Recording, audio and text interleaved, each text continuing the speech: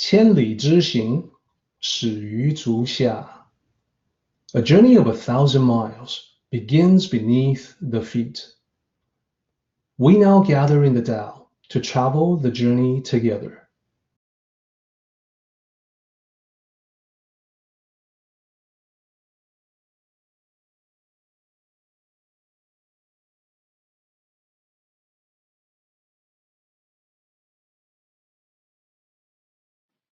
Welcome to Tao Talks with Derek Lin, where we delve deeply into the Tao Te Ching by Lao Tzu. Let's wrap it up on chapter 42. Previously, we looked at chapter 42. We did the sectional analysis as usual, divided it up into 3 sections. We went through all the lines one by one.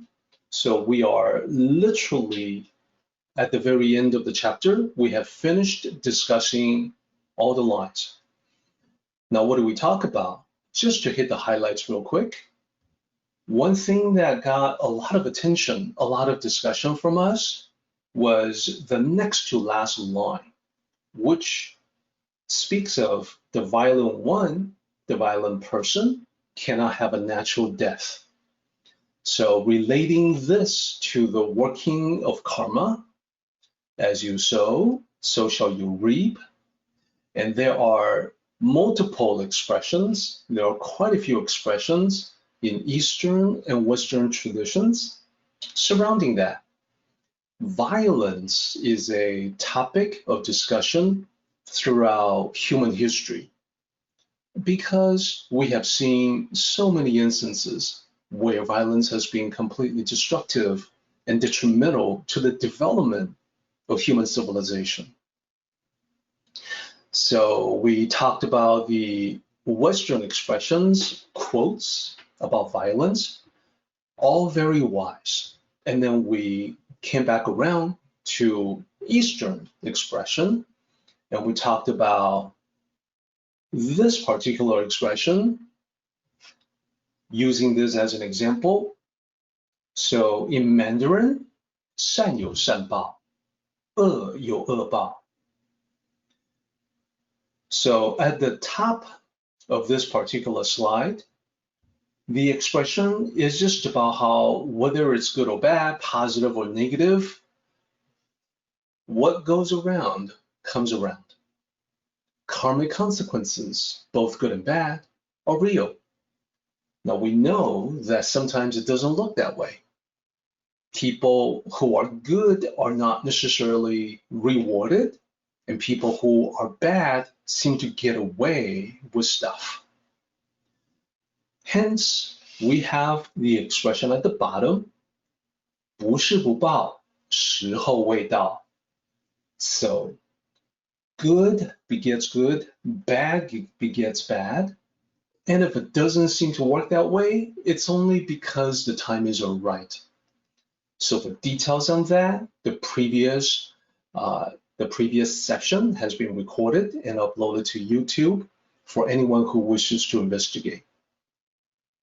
As we talked about that, the metaphor that we used was about life being compared to a container, and the amount of water in the container would be metaphoric of all the good things in life.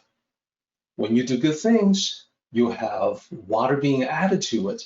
When you do bad things, you have water leaking out of it. So this provides a way to visualize why is it that sometimes good results, bad results don't necessarily seem to follow. Well, it is because it would take some time for water to fill up a container that starts out with not a whole lot, and water would take a while to leak out of a container that has a lot in it. So that is the reason why we talked about these expressions. And then we also went into how to ensure that we have plenty of water, that we add to the amount of water the good things that we have in life. One of the key practices in Tao cultivation is 转念. So 2 characters, and you will see the second character being repeated down below. So 念 is thought. 转念 literally is to turn a thought around. What it means is a shift in perspective, is a changing in perspective in the way that you think. And when you are able to change your thoughts, you are also able to make an impact on your life. The left-hand column, 恶念, those are the negative thoughts. The column on the right, 善念, those are the positive thoughts. So we went through a bunch of examples on how easy it can be to turn negative thoughts into positive thoughts.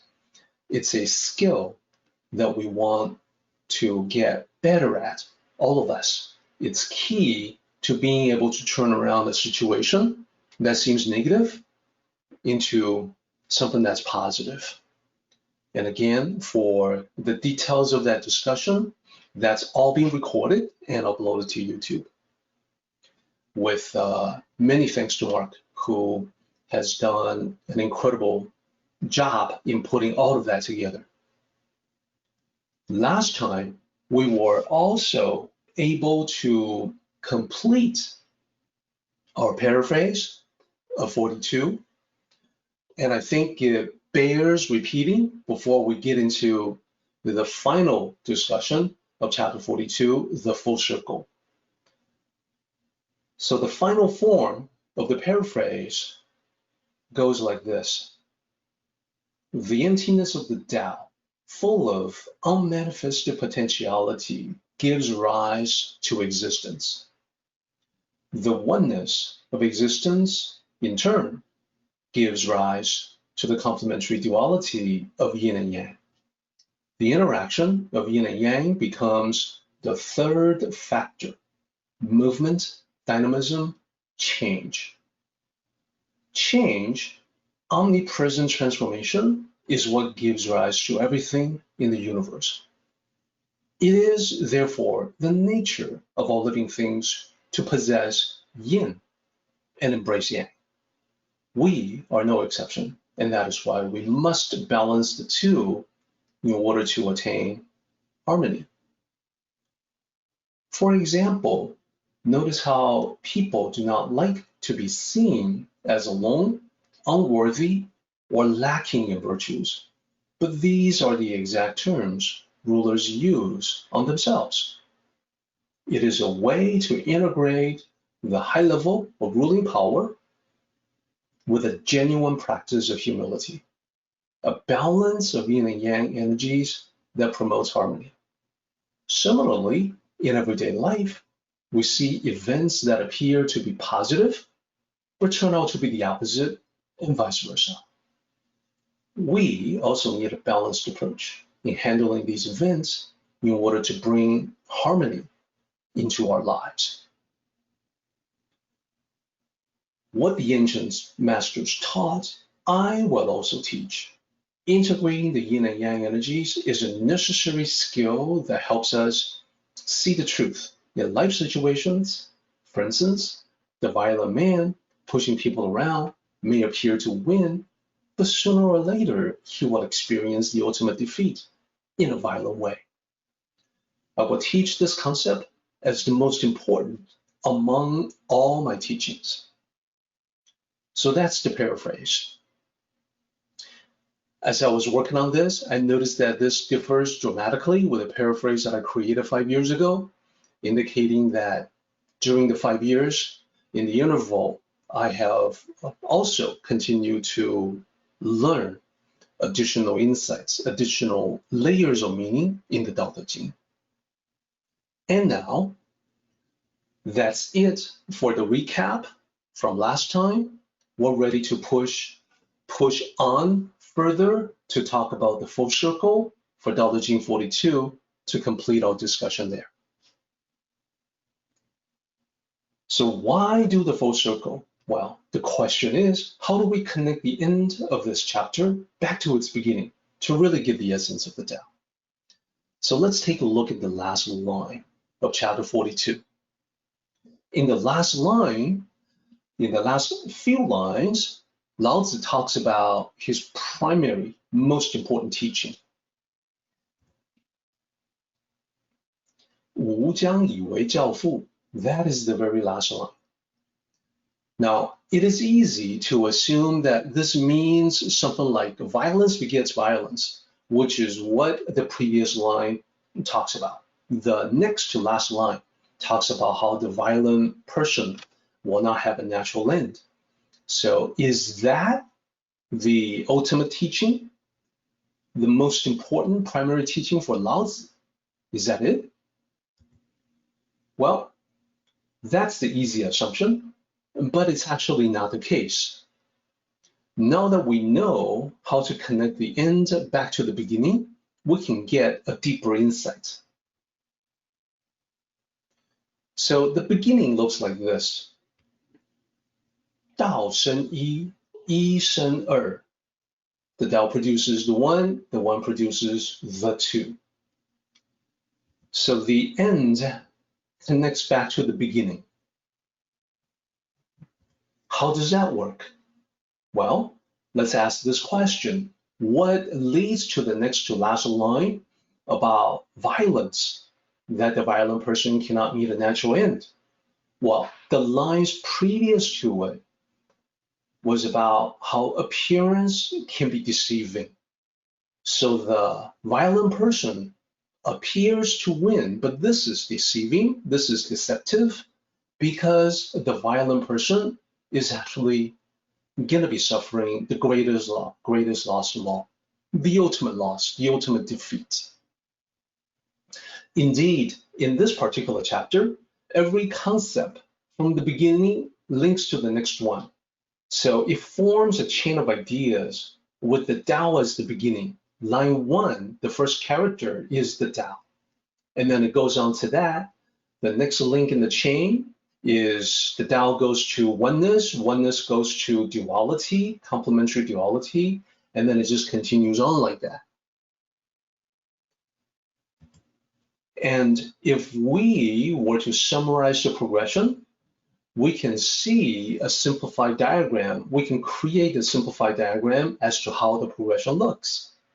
Let me show you what I mean.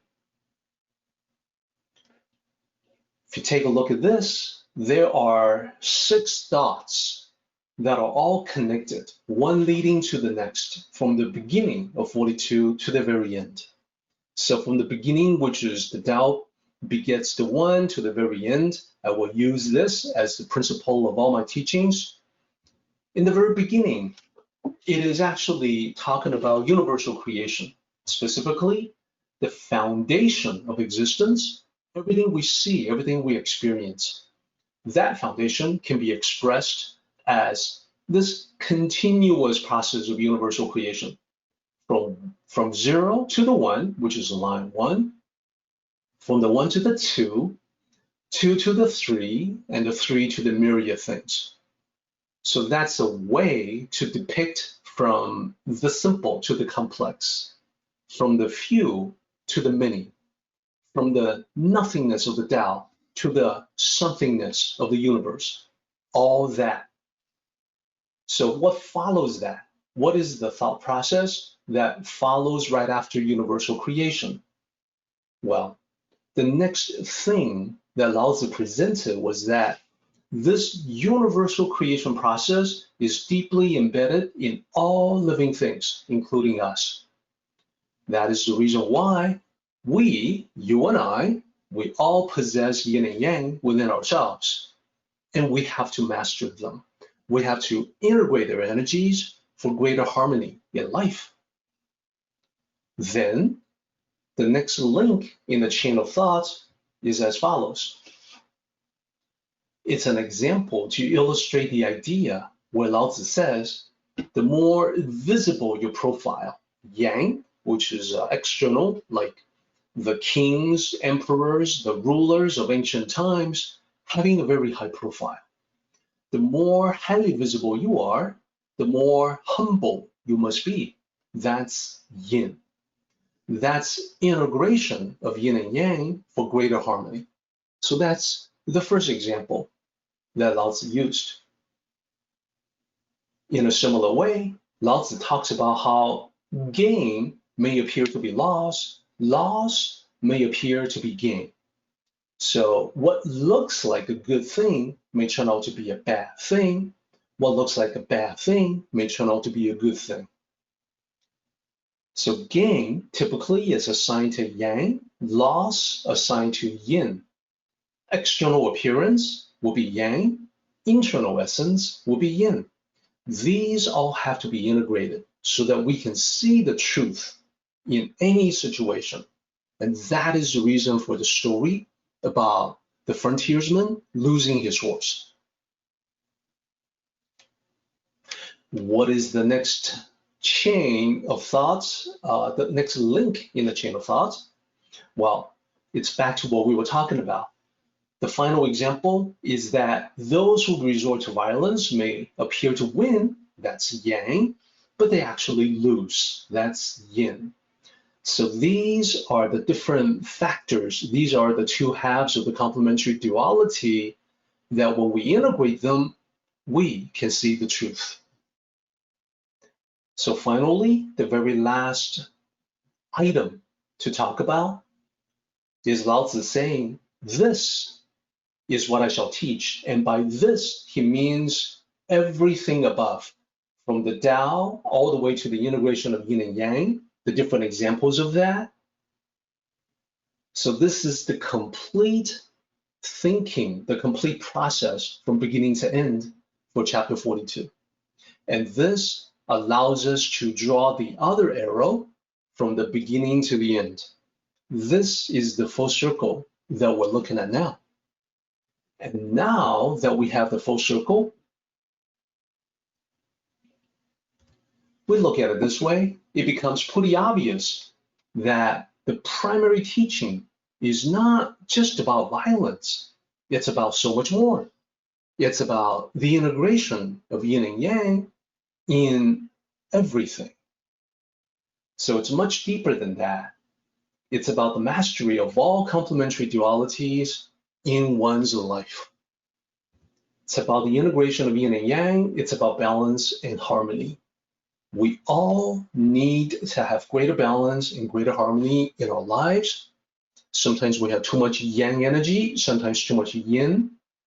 We need to seek the proper balance between the two. So now it makes perfect sense that this particular teaching, this particular chapter, it would certainly address violence because, like it or not, violence is part of our lives. We can deny that it exists, but it's not the only thing. So this is about violence plus all other aspects of life. This is the way that Lao Tzu sees the world. He doesn't shy away from a discussion of violence, but he wants to make sure everything else is also included. And you can say it another way. You can flip it around and say that if you integrate the yin and yang energies in all aspects of your life, it will include the peace, violence, complementary duality. Integrate those, get greater harmony. If you have followed me this far, congratulations. Now you are able to see through the eyes of Lao Tzu. Look at the world the same way that he does, that he did 2,500 years ago. And this is really the best way to get the essence of this chapter.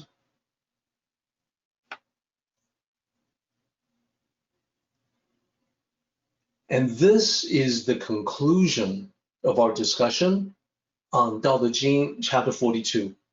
I think you would probably agree with me. This is one of the more interesting chapters. It goes into universal creation, but then it links it to daily life, how we should be, how we should act with other people. So as I said at the beginning of chapter 42, that is the reason why it's one of my favorites, and I know other people for whom it is also a favorite. Our meeting has come to an end, but the journey continues on. Let us travel safely. Until next time, may the Tao fill you with peace and happiness.